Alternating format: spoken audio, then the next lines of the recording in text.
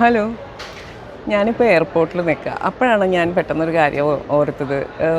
നിങ്ങൾക്ക് പെർഫ്യൂംസ് ഇഷ്ടമുള്ളവർക്ക് പെർഫ്യൂം വാങ്ങിക്കാനുള്ള ഒരു കുട്ടി ടിപ്പ്, ചില 2-3 ടിപ്സ്. ഓക്കെ. അപ്പോൾ ഈ പെർഫ്യൂംസിൽ എന്താ പറയുക, E D T, E D P. E D P തന്നെ 2 വിധമുണ്ട് കേട്ടോ. ഇ ഡി ടി എന്ന് പറഞ്ഞാൽ യു ഡി ടോയ്ലറ്റ്, പിന്നെ ഇ ഡി പിയിൽ eau de parfum and extra de parfum. അപ്പോൾ ഇതിൽ ഈ എക്സ്ട്രാ ഡി പാർഫത്തിലാണ് ഏറ്റവും കൂടുതൽ എക്സ്ട്രാക്റ്റ് ഉള്ളത്, 20-40%. ഇപ്പോൾ യു ഡി പാർഫത്തിലാണെങ്കിൽ 15-20% ഉണ്ടാവും.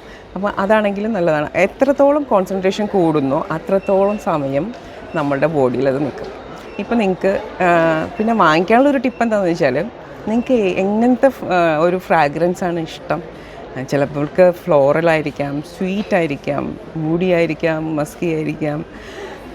അപ്പോൾ അത് അവനവനും അറിയാമല്ലോ എന്തൊരു ഇതാണെന്നുള്ളത്. അപ്പോൾ നിങ്ങൾ എങ്ങനെയാണ് വാങ്ങിക്കുന്നതെന്ന് എനിക്കറിയില്ല. ഇപ്പോൾ എയർപോർട്ടിൽ നിന്നാണെങ്കിൽ കുറച്ച് നേരത്തേക്ക് നമ്മൾ എത്തുമല്ലോ. അപ്പോൾ നമ്മുടെ ബോഡിയിൽ നമുക്ക് ആ ഇഷ്ടമുള്ള ഒരു ഫ്രാഗ്രൻസ് ഇപ്പോൾ ആരുടെയെങ്കിലും ഹെൽപ്പ് ചെയ്യാൻ പറഞ്ഞാൽ അവർ ചെയ്തു തരും. ഒരു 2-3 പെർഫ്യൂം ഒരുമിച്ചടിക്കരുത്, ഒരേ സ്ഥലത്ത് ഡിഫറെൻറ്റ് പ്ലേസസിലായിട്ടൊന്ന് അടിച്ചു വയ്ക്കുക. എന്നിട്ട് ഉടനെ തന്നെ വാങ്ങിക്കരുത്. കാരണം എന്താണെന്ന് വെച്ചാൽ ഈ പെർഫ്യൂംസിൽ top note, mid note, base note. അപ്പോൾ ബേസ് നോട്ടാണ് അധികം സമയം നിൽക്കുന്ന കാര്യം. നമ്മൾ അടിച്ചുടനെ കിട്ടുന്ന മണം കുറച്ച് നേരത്തിൻ്റെ ഉള്ളിൽ വാനിഷാവും. അപ്പോൾ ഒന്ന് സ്പ്രേ ചെയ്യുക, എന്നിട്ട് കുറച്ച് ഒരു ഹാഫ് ആൻ അവറെങ്കിലും കൊടുക്കുക. 1 hour ആണെങ്കിൽ ബെസ്റ്റ്. അപ്പോൾ നമുക്ക് അറിയാൻ പറ്റും നമ്മളുടെ ബോഡിയിൽ അതെങ്ങനെ നിൽക്കുന്നുണ്ട്, എന്താണ് ആ ഒരു ഒറിജിനൽ സ്മെല്ല് എന്നുള്ളത്.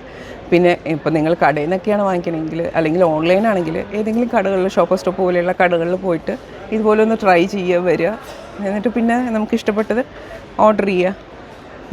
അപ്പോൾ ഇത്രയൊക്കെയാണ്. അപ്പോൾ എൻജോയ് ഷോപ്പിംഗ്. എനിക്ക് ഭയങ്കര ഇഷ്ടമാണ് എൻ്റെ perfumes. That's why I thought about giving the tips.